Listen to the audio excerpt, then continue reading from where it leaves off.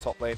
Ban out the Warwick, maybe not give it to Cowton, even though he didn't have the same sort of impact that we've seen previously from Warwick's. Orianna are going to go out, so they're not going to be picking that onto Joe or onto Alchemist. And there's a final ban coming out here from the Perilous Void lineup, Xerath, Fiddlesticks, and the final one being deliberated right now.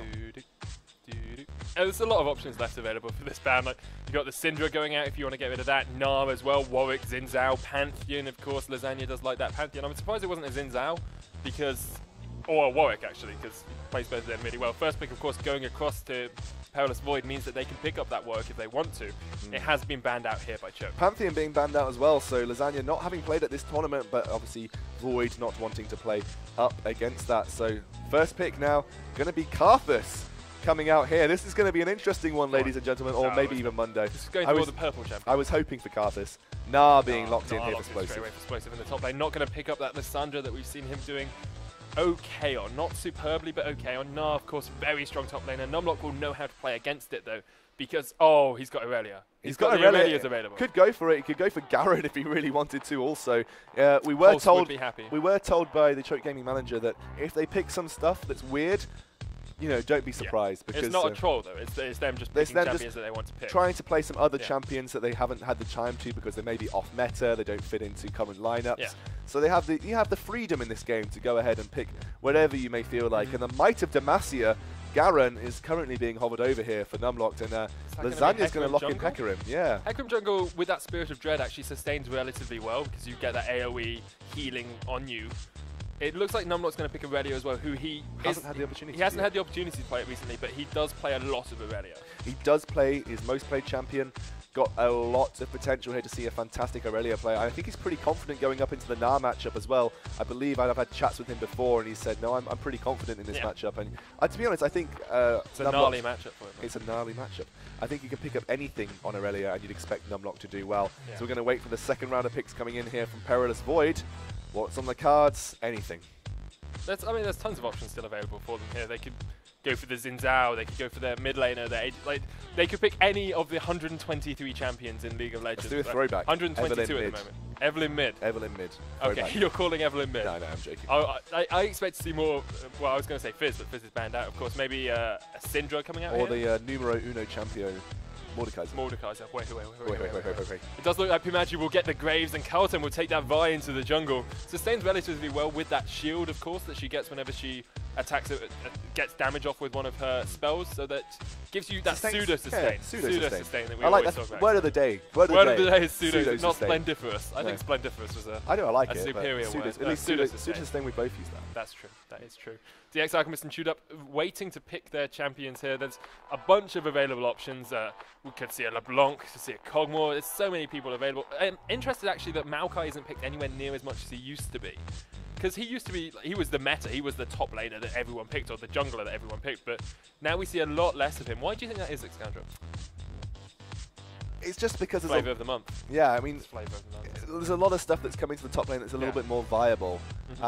You have more aggressive champions that can have more of an impact in terms of flat damage. A lot of champions that do similar things like Gnar that have everything in their kit and more. You know, there's just people that have come out, and also he's kind of weak against certain things now. He's had a couple of nerfs as well, so. You know, I think the Vengeful Maelstrom nerf actually hurts him quite a lot, with that only being 10 seconds that you can have it activated for. It's quite big. Alchemist gonna lock in that Taric for Zodiac, we have to assume. You have seen, there's been a jungle Taric doing the rounds recently, but I expect it to be a support Taric. Of course, Taric, one of the few champions with a point-and-click stun, which is quite an interesting idea that you can go for, and it gets you a lot of harassment potential. If you can just be like, okay, well, that Graves is not gonna be able to move for a couple of seconds, then you just walk up to him. Taric, no gap closer, of course, on him. He's not like a Leona who can jump onto the enemy backline. Yeah, I mean, now Joe Torre is also picking up one of his best champions, which is in the form of that Ahri, so we'll be seeing again if he can make some plays in the mid lane.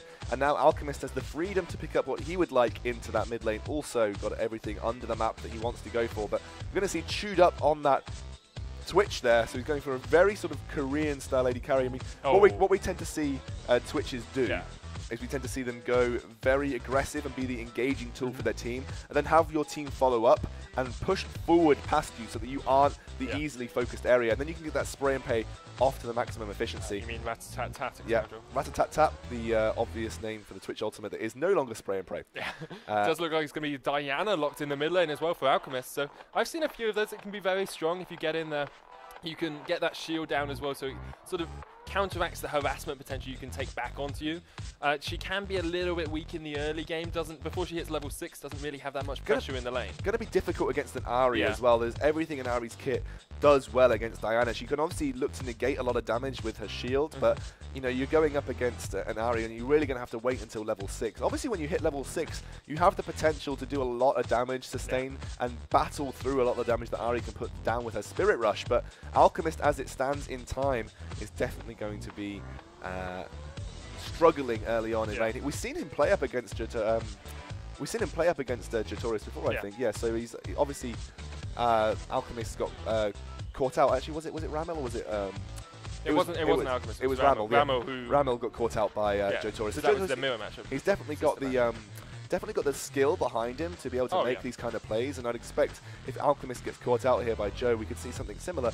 Joe's a very snowbally player. Like, if he plays well from a front, he tends to do really well. Obviously, his team hasn't been able to step up to the same plate that he was on with that Zed pick earlier on, but obviously you're going up against Choke Gaming, the #1 seed right now, really, for the Four Nations. These guys have shown exactly why they've come through so incredibly potently into this tournament, and they're coming off the back of a big LAN win as well in the form of Insomnia 53. So a lot of confidence behind their lineup too, but a little bit of an interesting set of picks for them. Obviously not crazy, still has a standard meta in the game here. You've got the very normal bot lane, you've got a mid lane champion that was or used to be very popular, obviously has fallen off now. You've got a very standard top laner, and I can remember the jungle is not something that was unheard of. So again, moderately standard setup here, just a little bit different outside of the champion pools that we would expect for this team. Whereas on the side of Void, very, very, very normal. Apart from the Leona pick, I would say the Leona pick is a little bit out of meta at the moment. She's very strong. She works exceptionally well with Graves. It's something we've seen basically since they've both been out as champions. They work so well together because you've got a huge amount of burst and you've got a lot of CC together. The problem for Chewed Up and Zodiac is going to be if Chewed Up gets locked down, he's going to go down so quickly. I mean, if Flash Matas chooses to engage onto Chew Up, all it's going to take is Zodiac to walk up to Pimaji and get a stun off. Get the stun off. It's literally stun for stun in this matchup. I think Leona's stun lockup, if she Zenith Blades in and times it right with Chewed Up at Daybreak, she has a slightly longer stun lockup than Zodiac will with his Dazzle. I agree, yeah, I do agree completely. Obviously, Dazzle a little bit easier to pull off, and also he can get the armor shred down as well. And also has the heal to help out Chewed Up if that comes to a point where he needs it. So it's a bit of a tit-for-tat matchup in this bot lane, obviously. You know, and a bit of a rat-a-tat-tat matchup. But really, that's not the key talking point here. It's going to be the Gnar versus Irelia matchup. And Numlock on his best champion. I think the only guy who's picked up a champion that he is known to be very, very good on. So we're going to see him bring out the skills in that sense. But how's he going to face up against a Gnar? Like, Gnar, we've seen today, is so strong. We've talked about this before, actually, in the past. It's a similar kind of aspect to the Rise matchup, so that when he's in his ranged form, all Irelia needs to do is Blade Surge to a minion and get the Blade Surge reset and look to get damage down with Titan style. But obviously, she's not going to want to go toe-to-toe with him when he's near to Mega Gnar or in Mega Gnar. So don't expect her to be looking for trades when he's in that form. He's really only going to be looking for trades when he's in the ranged form. Obviously, he can jump away. He does have his own escape. He can also get a lot of slowing down as well. So, you know, there you are. It's going to be a great game. We are 10 seconds away from getting into the loading screen. Let's have a quick look at what this game, well, what today has meant for the Four Nations tournament as a whole. We've seen 4 great teams face off against 6 great games. They've been really well played, really superb teamwork in the teams as well, and we are just going to have a look at what this means. Qualifiers came out, of course. Unite, Perilous, Void, Rift, and Choke Gaming played off today. Perilous, Rift, and Choke will be going through to next week's best of 3 semi-finals. Now, who are they going to match up against? So let's really talk about this in terms of theory. You've got, in terms of flat seedings, FM and Team Infused are the favourites to qualify from Group A.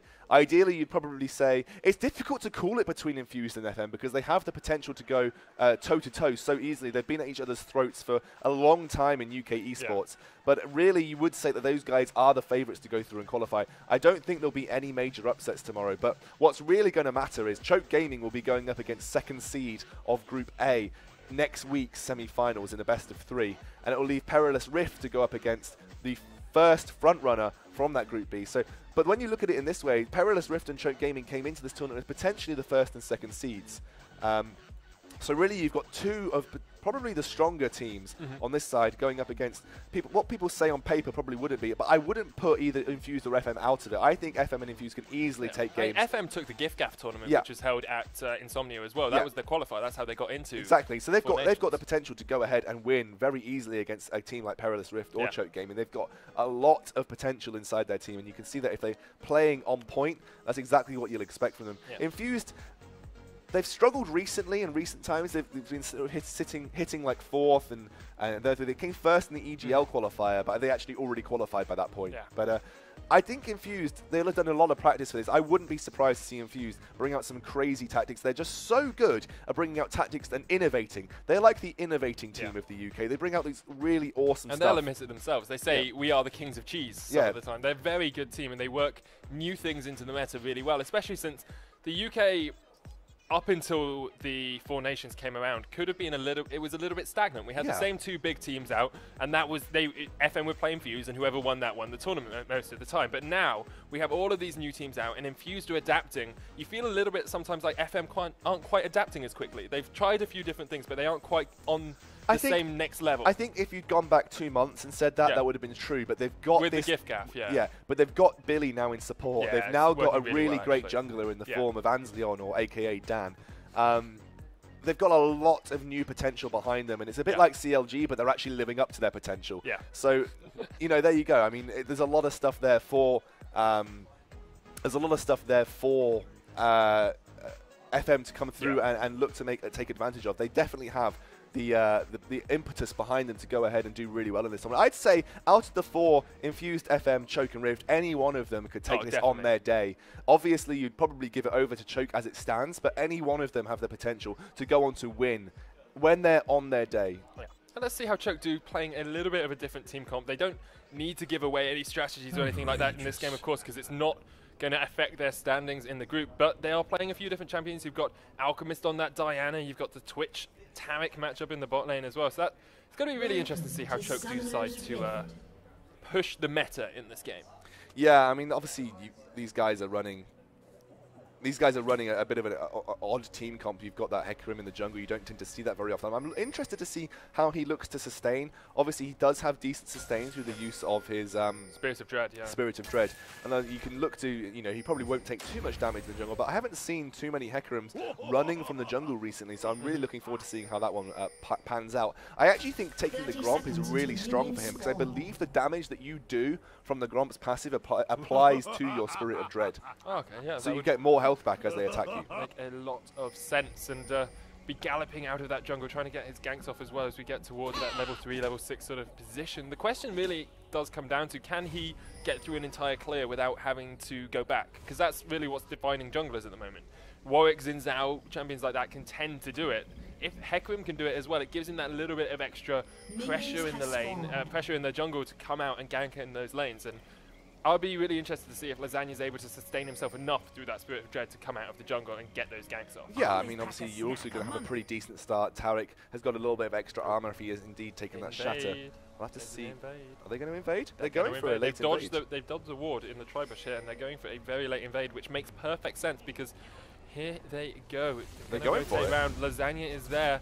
What are they going to steal here? Oh, they're going to go around in the bush. Are they going to catch out Zodiac? Zodiac spots his Flash My Tash. He puts a ward back in the bush, and Lasagna is the target. He's going to get jumped on. Doesn't have Flash. Goodbye. Only has the Ghost on that jungle Hecarim, and goodbye Unicorn gets taken down. They're going to rotate and try and take away the blue buff as well. This is going to be risky though. Obviously Taric has the potential to try and do a lot of damage here. Have to be careful. They are being very aggressive. This is going to be so Alchemist weird. trying to go from the side. Pimagi's so low. They're going to go on to Chewed Up. There's the heal. Counter heal from Chewed Up. Pimagi gets ignited. He gets down to Chewed Up. Meanwhile, it's Vi versus Taric, and Taric wins! And the blue buff goes across to him. Alchemist is going to go down to that ignite as well.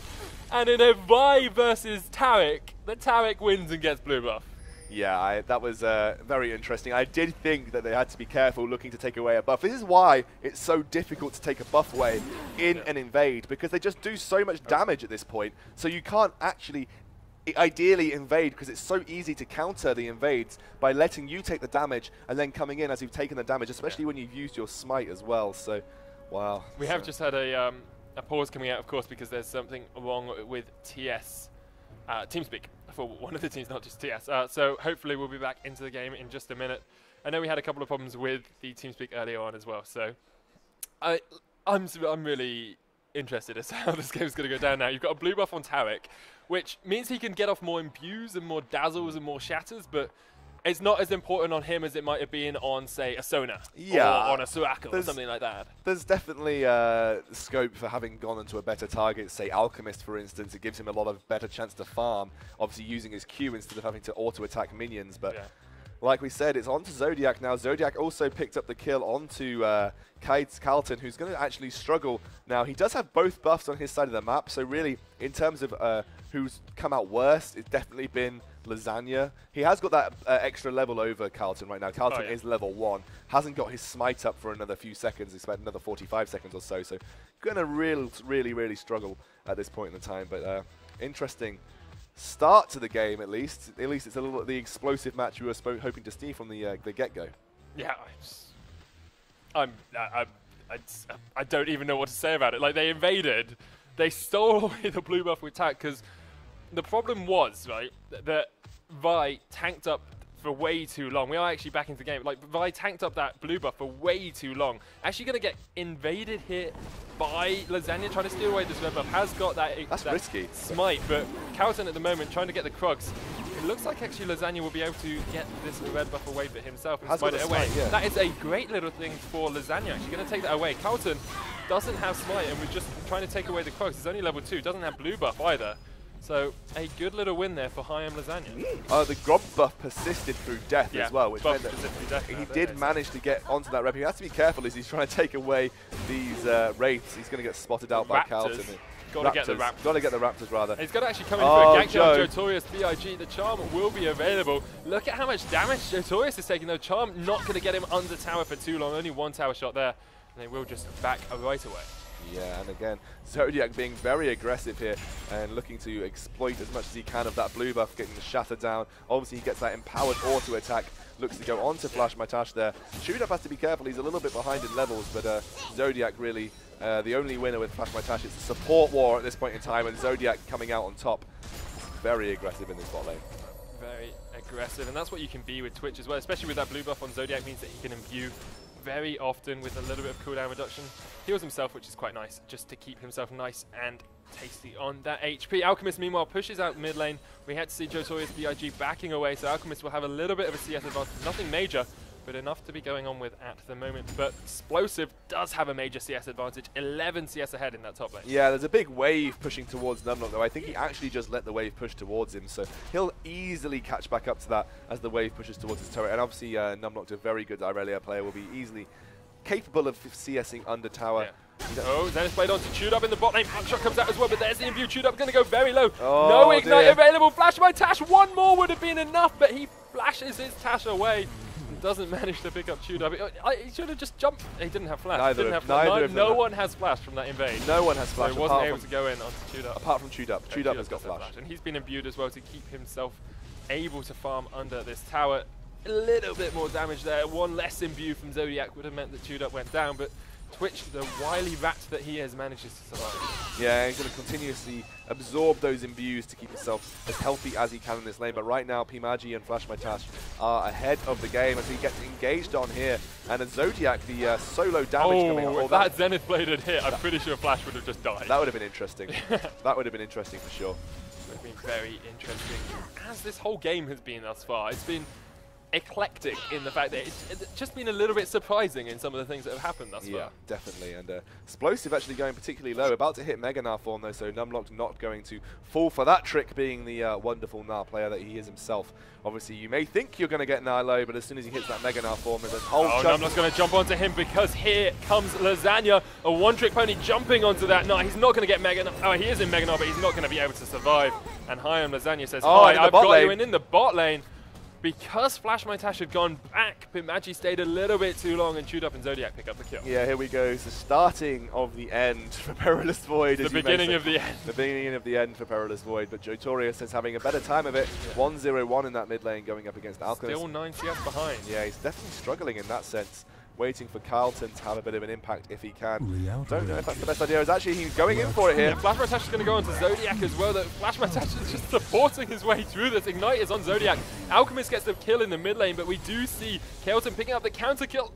The procs from the poison are not going to be enough to take out Flash My Tash, and Chewed Up does tank up a couple of tower shots. 2 kills in mid lane while we were watching that bot lane fight, but still in the lead here for the side of Choke. Yeah, Joe unfortunately didn't have his spirit. Zodiac! Oh, that was so close. Flash My Tash almost picked him up in the bush. Oh no. I mean, it was difficult there. There was a Spirit Rush was about to become available for Jotorius because he was about to hit level 6. He didn't get it in time and unfortunately suffered the fate of the Diana, and the unfortunate went down there, but was a lot burnt in favor of Diana. DX had to burn both his flash, both of his ultimate charges and his ignite to get there. Obviously the ultimate charge is not that much of a particularly daunting thing for Diana. Obviously they come up fairly quickly, but again gives a little bit of precedent. The CS advantage starting to come back towards Jotorius. He's not too far behind at this point now. But again, it's looking like another re-engage onto this mid lane. Ultimate still not up for Carlton at this point. But here comes Vi, going to jump onto Alchemist. Nope, decides against it, backs away. Alchemist came across from the side. Sort of ruins my little build-up when I say here comes Vi, and then decides just to walk away. Yeah, unfortunately. But there's level 6 on Lasagna. He's going to pick up this ward. I'm just going to clear it out as... that Raptor buff actually doing a lot of work for junglers in this game. I've seen a few times they've actually picked up... he's going to go for it. Potentially go for it anyway. I don't know. Hiding in the bush. Sticking around.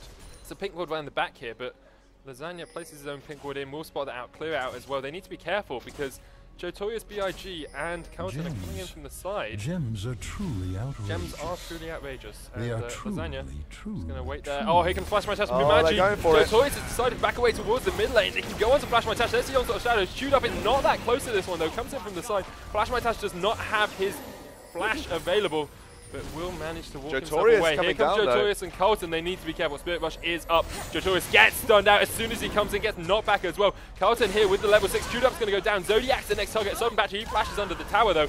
Doesn't have Dazzle available to stun up Carlton, but does have the Infuse, will heal himself back up. And there's a big push here by Void into this bot lane. Can they get the tower? They're going to go in. Flash my tash. Solar Flare doesn't manage to survive though. There's the tower shot going to hit him to the face. Zodiac picks up the kill. Support for support. And they're going to get the tower as well. Very aggressive plays early on in this game, and that's the kind of Jotorius we're used to seeing, taking advantage of the roaming of the characters that he loves to play, like Ari, like Fizz, and we're seeing a little bit more of an impact at 2, 1, and 3 this game. 100% needs to be careful, because here comes Lasagna. He's going to jump onto that Graves. Quick draws away. Can Lasagna fight it up? There's a Diana coming as quickly as he can. Spit of Dress is popped. Pitmachi is going to try and fight this one out. He goes down. Alchemist picks up the kill. And also in the top lane, Numlock picks up a kill. Onto this Gnar, definitely looking bleak for Perilous Void at this point. Ooh. It's only 100 gold of difference. Yeah, I know, but it's more the precedent of what's happening now. You're seeing a lot of proactive plays in the top lane. You're seeing a lot of gold going onto Alchemist, which no one wants when you're playing up against a guy like that. And really, Jotorius, the main source of damage and gold at this point in the game at 2, 1, and 3, and 100% kill participation for this guy in the mid lane. He's had a pretty dazzling game so far. He's had a pretty dazzling game thus far.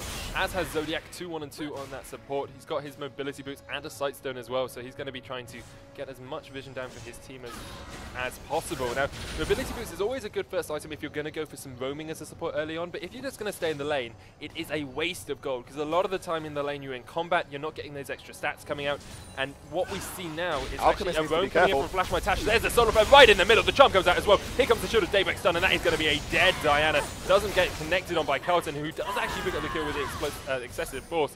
Jotorius BIG was going around with that Spirit Burst. Zodiac's come up, not able to protect his mid laner though, and the Dragon is the next point of call here for the side of Perilous Void. If they can pick this one up, they can actually start getting themselves ahead in this game. They're going to take the Rift Scuttler. Starting to take a little bit more of incentive. There's an onslaught of shadows, rat-a-tat-tat combo here. Though. Yeah, they need to be careful. Two people took the Dragon Breath right there. They're going to go on to Zodiac potentially here. Zodiac is the target. The charm will be available. Teleport coming in from both top laners. Oh my word! Rat-a-tat-tat chewed up. It's doing so much damage. Magi's low. Lasagna picks up 2, and that is a great fight on the side of Choke. Explosive, the last man left standing apart from Jotorius, who has backed away to the top side. Explosive will get taken out. He can't gnaw his way out of that one. And Chewed Up picks up his 3rd kill of the game. They're going to rotate towards the Dragon now. And Choke Gaming going from equal on gold to now being 2,000 ahead, basically, and getting a Dragon. Yeah, and that was just a little bit of poor play here. You saw right now they go on to Zodiac. A lot of resources wasted down. It was the wonderful onslaught of shadows that really locked everybody up, and it was gave basically easy area for Chewed Up to use his rat-a-tat-tat, and all it was a matter of chasing down Explosive after that. It was all about the wombo combo in that fight, and you saw the potential from Choke coming out and shining. It's the combo, isn't it? You've got rat-a-tat-tat along with Onslaught of Shadows.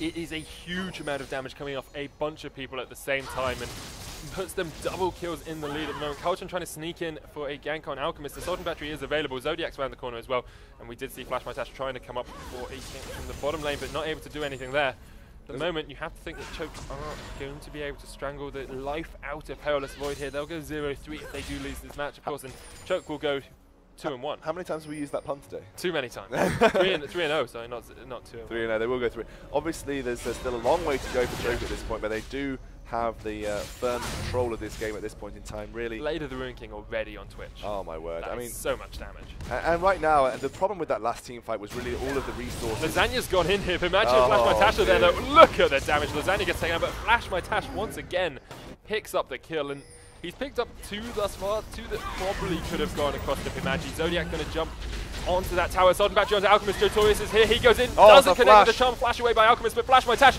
Zenith Blades on to DX Alchemist. Zodiac, meanwhile, 2v1. Just taking out everyone. The imbue comes out as well. He manages to survive. Pimaji's here. Alchemist tried to jump onto Jotorius, but Pimaji will pick up the assist on that one as Jotorius takes the kill.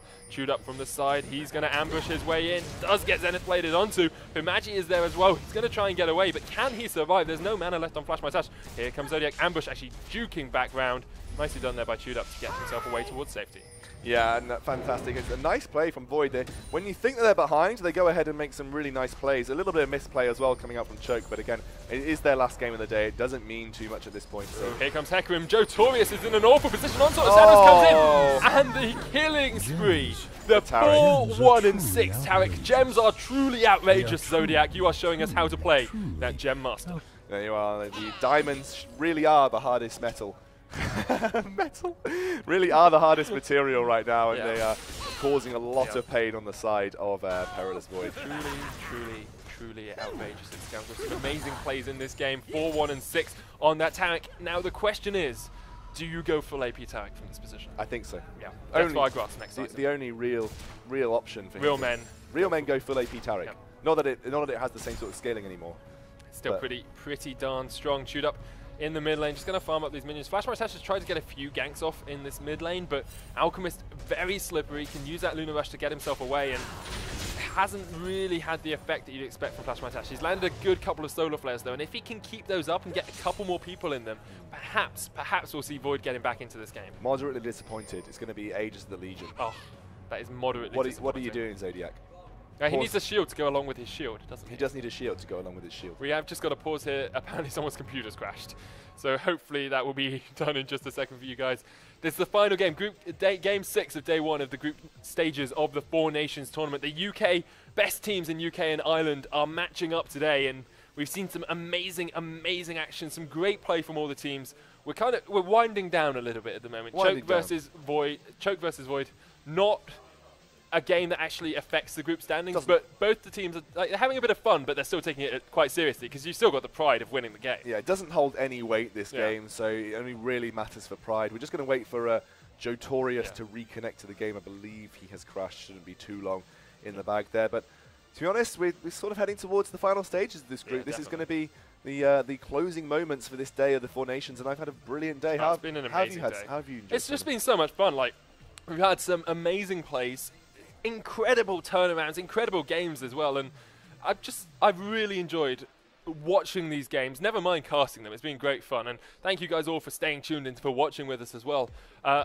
It's an amazing week of League of Legends action, a weekend of League of Legends action, and then next week as well we have the semi-finals and the finals of the Four Nations, which are going to be absolutely off the hook, crazy, amazing games, and it's going to be all of this up here in the hands. Oh, it's going to be this.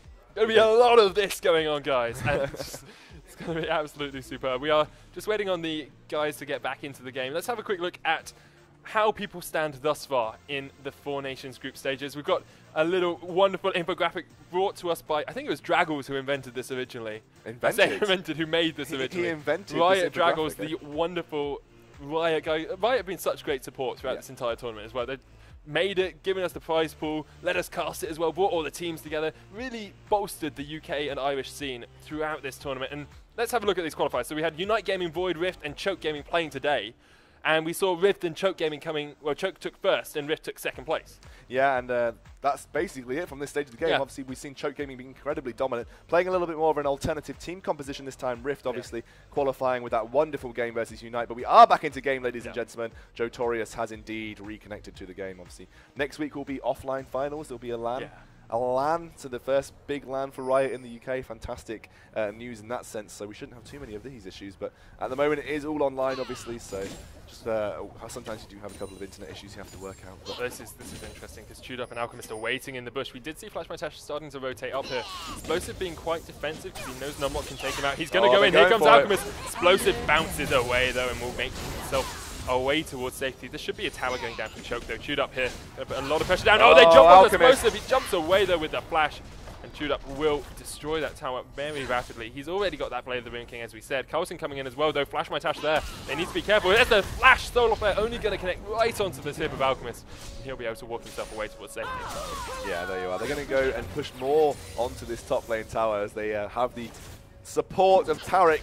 Oh, the flanking Taric is the most deadliest. The unseen Taric is the unseen Taric is the deadliest. Actually, the deadliest player in this game at the moment at 4-1 and 6. Got that Aegis now as well. Well, meanwhile, Lasagna. Did you expect anything less? No. Taric is truly outrageous. There's a charm onto Lasagna, the Death by a Glass as well. Onto the Shadows. Oh, Joe Torius can't Spirit Rush across the wall. And it looks like Lasagna will run himself away towards safety. He will trot away. Joe Torius won't be able to chase that one down. Meanwhile, 4 members of Choke Gaming are looking for this top lane tower. They should be able to get it down. Yeah, there's no ultimate on Leona. A lot of CC has been lost in the form of that flash engage coming up from Flash My Tash. It's going to be another global objective for favor of Choke, as Numlock looks to be going aggressive. Flash My Tash just providing a bit of a front line body for the side of Void. Team Agi now going to do his best to farm the wave up. But again, it's all about Taric. When Taric's near, you don't want to be engaging. Don't want to be anywhere near that fight. It's amazing how if you talk about his abilities, just they don't sound that impressive, and the animations don't look that impressive either. Dazzle. brilliant don't sound that impressive at all, but Zodiac is showing us that Taric is a viable support pick in Everyone knows that Taric shatters the hopes of his enemy team. He shatters the hopes, and he imbues you with confidence as you get into those. And he dazzles you with the amount of kills that he gets. And I've forgotten what his ultimate name is called. I believe it's called Radiant. He is radiant in his glory, radiant in the sun that Flash My Tash is calling down upon. All hail best champion in League, Taric. Best Champerino. Anyway, we do see Perilous Voider just trying to find something to do at the moment. And at the moment, Choke actually look like they're doing the same. 15 seconds on Dragon means that Numlocked and Zodiac might rotate around and get it. Going to pick out this pink ward and then pick out the Scuttling Crab as well. So give them a little bit of extra vision around the area. That movement speed buff really strong, especially when you've got a jungler like Hiram Lasagna who's playing that Hecarim. Just give you that little bit of extra mobility around the map. It's a very standard Choke play to wait for the Dragon to come up before they look to exploit and go for team fights. And actually, Taric's going to back here. I don't think Choke can take this without Taric. He is the talisman of their team. Yeah, the talisman of Ascension for his team. And Hiram Lasagna just coming around the side. Going to place that pink ward down. Another ward was placed in this little bush here by Void. And Choke seem to just be deciding to wait this one out a little bit. They've got the advantage. They've definitely got a good late game scaling team as well with Aurelio and Hecarim and Twitch as well. And it looks like they might go in for a little fight in the mid lane, but Lasagna standing on a ward is going to get spotted out, and Void will just back away. Yeah, again, this is a very slow-paced game. After all the action that we've had, you're not seeing it snowball out of control at this point, but Dragon will be the next point of contention here, as a lot of resources being thrown at it by the side of Choke. It does look like the teleport's coming in, yeah. Quick engage. Explosive is there. Titan trying to get in, doesn't manage to land it, but they're going to engage across towards the side. Numlock gets locked out, he teleported in. Going to go solo, but he almost takes out Magi. Flash My Tash picks up the kill. They've decided to engage off the side. Colton has gone on to Chewed Up. There is Flash My Tash helping out his AD carry. Zodiac's there as well, trying to chase around with Chewed Up. Oh, it's Tarek again. Zodiac is such a man. Alchemist is here as well. Explosive and Flash My Tash versus Alchemist and Zodiac. Who will win the battle of the Titans? Zodiac coming in from behind. Doesn't have that blue buff though. He needs to be careful because Alchemist is getting chased out by Explosive and Flash My Tash. There is the Crescent Swipe and Crescent Strike, Crescent something. No, ultimate knocks Zodiac into the wall. There's Alchemist as well. Going to space on Explosive. The Ignite Explosive is going to go down to the Ignite. Alchemist. Flash My Tash is the next target here. The imbue onto Alchemist. They jump onto Flash My Tash. He's going to go down. A double kill for Alchemist. And once more, Tarek left standing here for the side of Choke Gaming. All hail Tarek. And I did sound like I just moaned Tarek's name that last team fight, so we won't talk about that again. But again, nothing much more to say about that in the sense that unfortunately Numlock got caught off guard as the teleport was quite obvious next to the rest of the Void team. They looked and turned onto him and didn't have enough time for the Choke Gaming lineup to get enough out of it. But they ended up winning through the brilliance. Are we just going to have Dragon Fight after Dragon Fight? Dragon Fight. So Zodiac's low this time. Yeah, Zodiac is low. He needs to be careful. He's got no mana as well, but there's only 3 members here for the side of Perilous. Well, this should be a Dragon going across to Choke. It's their second of the game, gives them that pushing power buff, and they'll retreat away and go back to base. Yeah, again, all in all, Choke Gaming look to take these objectives off the map and succeed. Again, taking this one away from the side of Void. Once Void don't have those cooldowns, it's a little bit more difficult for them to commit to these team fights. They really need that Leona ultimate, they really need that Vi ultimate to make sure that they're locking down key targets. Like you saw last time, they managed to lock up Numlock as he teleported into the fight and then used the rest of the ultimates to attempt to win it out, but unfortunately they got caught off guard as Lasagna goes back in, going to go toe-to-toe, but unfortunately Flash My Tash does not have the damage to kill off a Hecarim. It is the story of the supports there. Flash My Tash 3, 3, and 6. Tarek Zodiac is 4, 1, and 10. Has picked up that Locket of the Iron Solari already and has got his armor as well. So he's going to be a very tanky Tarek to have to deal with. Yeah, very, very tanky to deal with. Yeah, that's the armor call. It's the armor call. Flash My Tash is going to get stunned up. He's dazzled, but he will just walk away. He may have been wearing his sunglasses. Yeah. That's actually one of the little Easter eggs in League of Legends. If you are wearing sunglasses, or if your champion is wearing sunglasses, it takes 1 less damage from Leona's passive. Yep, that's very true. Yeah. Could actually mean the difference between life or death. Yeah, it could. Not usually, but it could. Nerf. Please nerf. Please nerf. That is way too strong. Alchemist here and Jotorius.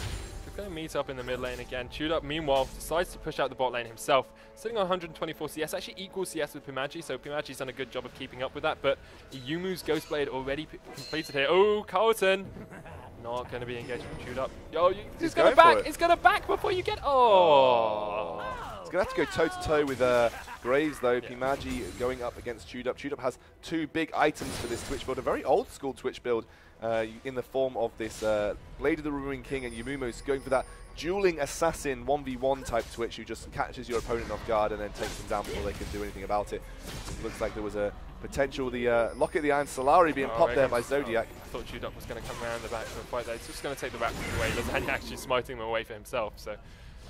Wanting those. There is the charm onto Lasagna. He's going to get jumped on with the Zenith Blade. The onto Lasagna to the back line, though. Chewed Up is here. Zodiac being that frontline tank, but not able to help his team get more damage down. Rat-a-tat-tat not used there by Chewed Up, so deciding against actually going all in on that fight. Lasagna not having the best of games right now, just isn't tanky enough. He hasn't got that Juggernaut enchantment. He's gone full damage at this point in time. Wonder if Choke are feeling like they can potentially win this fight anyway. I don't think they can commit to it. There's a lot of CC still open on the side of Void, and they know it, so they're going to go ahead and looks like they're going to try and flank, though. Chewed Up can come in with the ambush. Invisible Solar Flare does hit onto Alchemist. Chewed Up is there as well, but he's not being spotted. Alchemist is the target. Rat-a-tat-tat across 3 members, though. Look at the damage there. Double kill for Numlock. Gets a double kill in the backline. Meanwhile, That Irelia play was superb, managing to pick up 2 kills in the backline. Flash Montash and Carlton trying to run away as well as Explosive, but here comes the Tarek, the man, the legend, the Numlock on a killing spree. Explosive's going to go down as well. Chewed Up picks up the kill. Numlock is still chasing down onto Carlton. Should not be able to get this one because Carlton should be able to dash himself away, but there is a Hecarim rampaging his way towards it as well. He's going to get under the tower. Is Numlock going to dive this? He is. Blade surges in, gets the stun down with Equilibrium Strike as well, but Carlton turns it around. Numlock is going to get locked down under the tower and goes down as well, but a good fight there for Choke Game, picking up a bunch of people around that mid lane. Yep.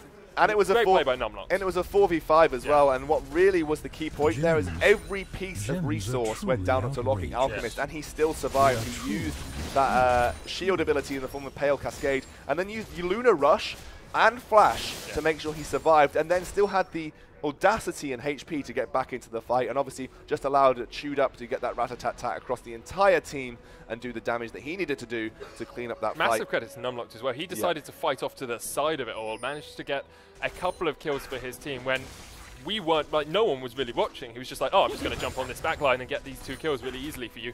And then with the rat-a-tat-tat coming out from Chewed Up across 3 members, across the tankier members really, of the side of Void, they managed to pick up those extra couple of kills. 24 kills to 13 now, and another pause coming out. It feels like this game has gone on for a while, even though we've had 28 minutes basically. It just feels like it's been a bit longer. It's the pauses. Always makes you feel like a game is slightly longer than it should be. I will just find out what's going on. Hasn't been any information just yet, but as soon as I know, I will let you know as to what is going on in this pause. But we should be back into game ASAP. Nothing has been said at this point in time. So right now, not looking good for Void. They're going to go home potentially as it stands 0-3. Choke taking that 3-0 reigning lead. Still not close to finishing though. These outer towers are still available. It's going to require one big push potentially to win the game. And we know Choke have got that in their back burner. They've got the ability to come out and pull that out of the bag. So all it's going to take is a big team fight and something that they can capitalize on, and then we may see them going towards ending the game. But right now it is DX Alchemist on the side of Choke, who I believe paused the game. Yep, Numlock paused the game right now. So they're just waiting for something, maybe a TS issue, maybe someone's disconnected. Doesn't say that anyone's disconnected at this point in time, but just going to wait it out, guys. But as it stands... So passively, calmly wait it out. We've been very hyped for the entirety of today. It's been very exciting. There've been some great games.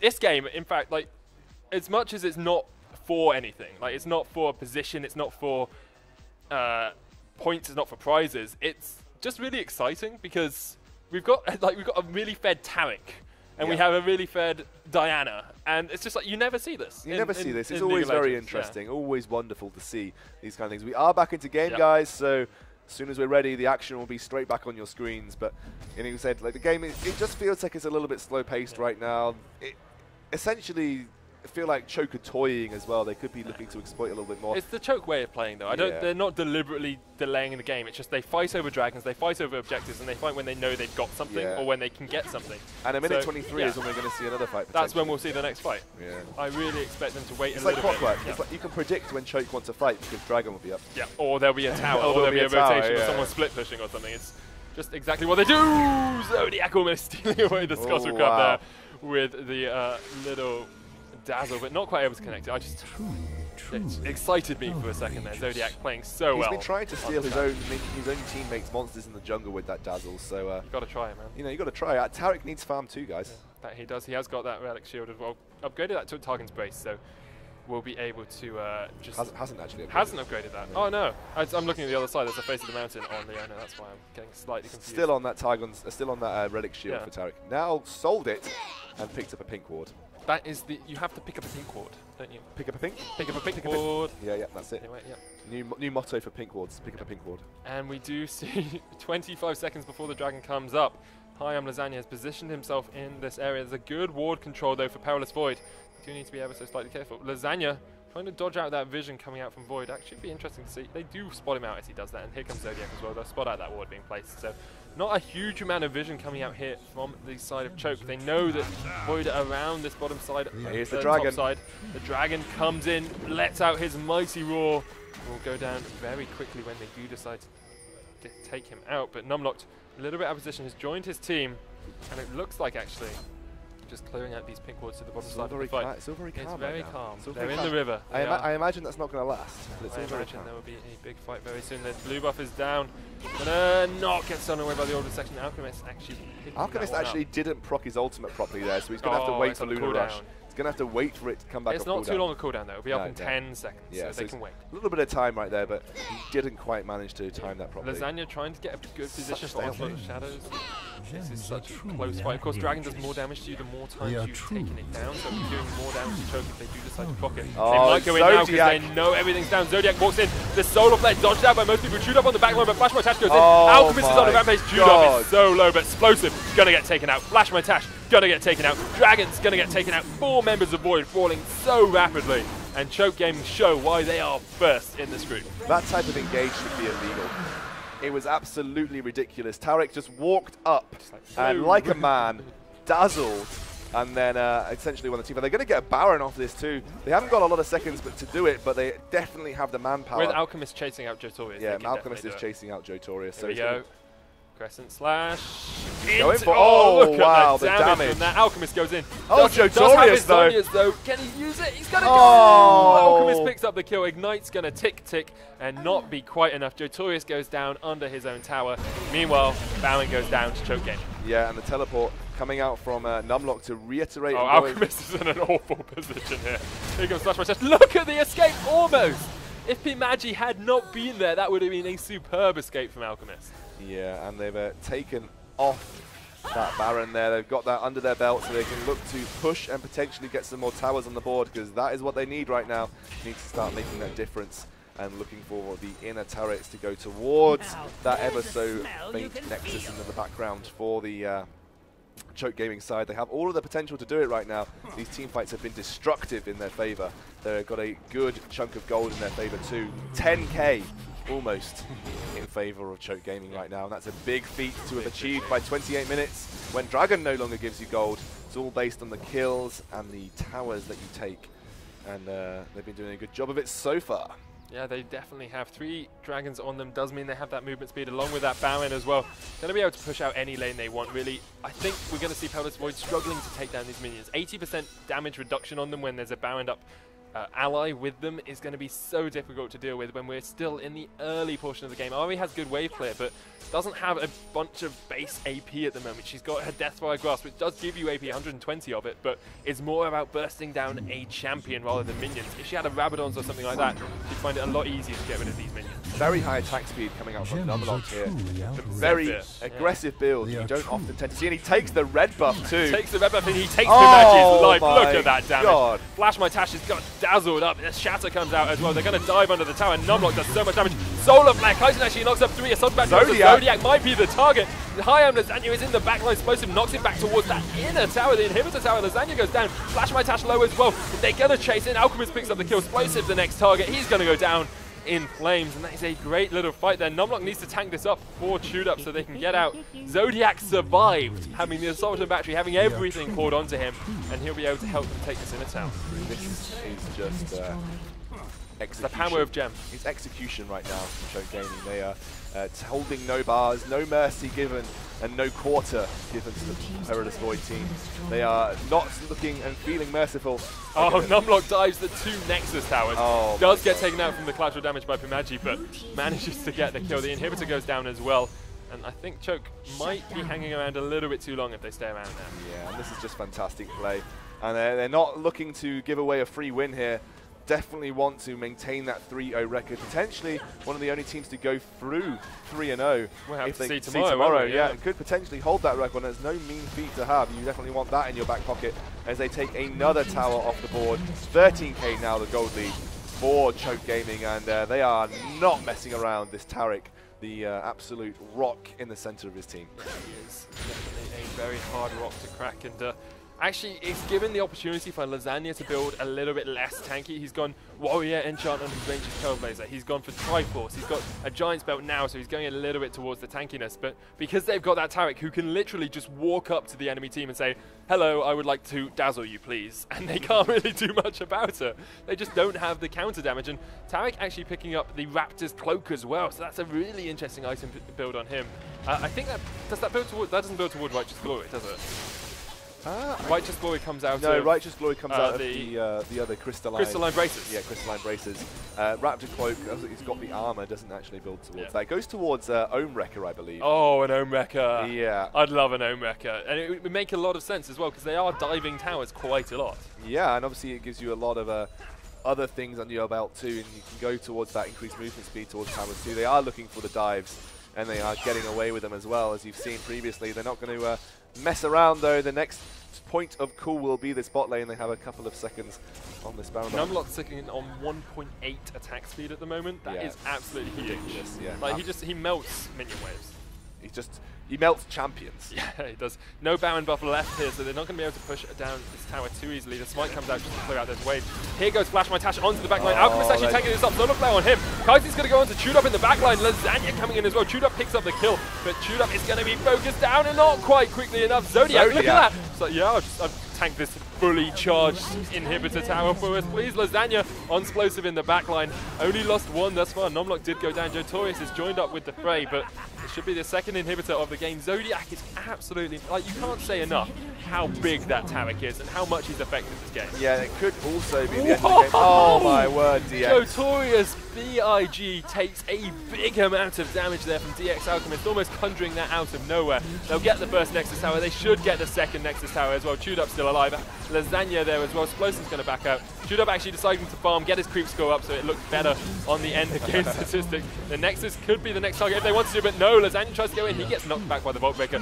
Chewed and Zodiac targeting down that Nexus. It will go down, and the game will go to Choke Gaming. They are 3-0, and they go through as our first place seed in Group B. Yeah, they were guaranteed to go through in that position anyway, but they've secured their win advantage with that 3-0, and they have looked dominant from the get-go in this Group B group stages of the Four Nations. But sad to say, play your small violins, because this is it for day one of the Four Nations here from the ESL studios in Leicester. Riot Games have been absolutely wonderful at hosting this, and they've got another action-packed 6 games tomorrow from Group A, potentially even more if we have to go for tiebreakers. So looking for our standings. We'll bring the standings up for you one more time before we get you go and let you go and watch any other things that you want to go and see. But we'll go through.